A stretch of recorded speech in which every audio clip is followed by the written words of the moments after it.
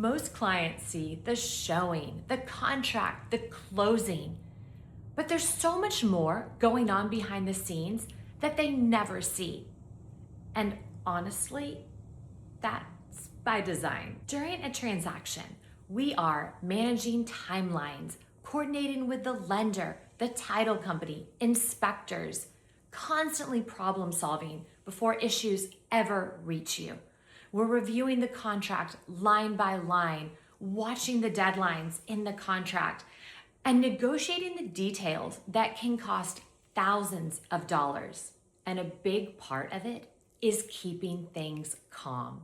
Because in almost every transaction, something comes up. We're dealing with real estate, we're dealing with people, and it's all a matter of how it is handled. A smooth closing usually means that a lot was handled quietly along the way.